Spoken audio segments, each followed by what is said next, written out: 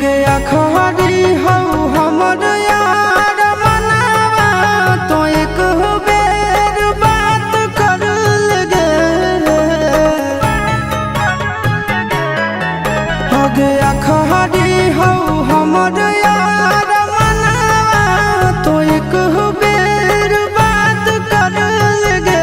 हगे सुना यारवा हो भरती पटनवा में आके मुलाकात कर लेगे।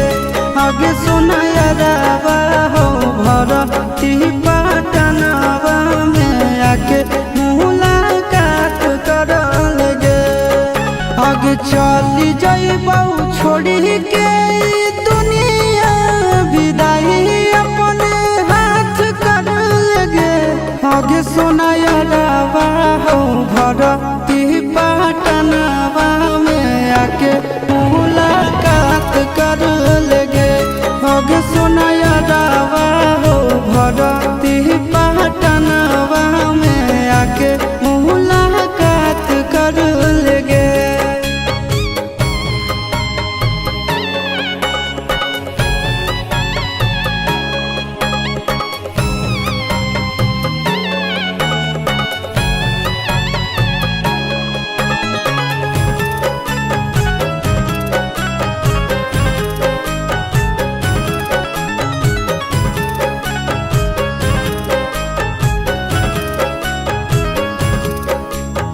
मरे घर पनिया पिलाई दी है जान गे। कफन ओढ़ाई दी है टूटत ही जब प्राण गे। मरे घर पनिया पिलाई दी है जान गे। कफन ओढ़ाई दी है टूटत ही जब प्राण गे। हगे हमारा से तोरा जाती प्यार होता भेंट साक्षात कर लगे। हगे सोना यारवा हो भरती पटनवा में आके मुलाकात कर लेगे।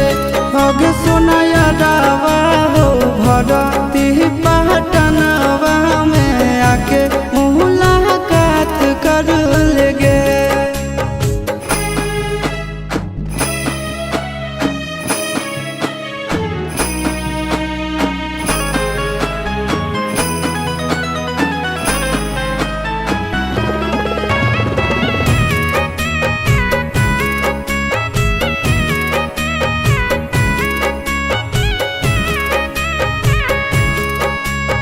डॉक्टर जवाब दिल के बुलावा मौत के।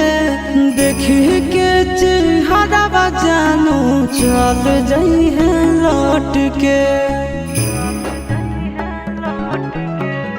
डॉक्टर जवाब दिल के बुलावा मौत के।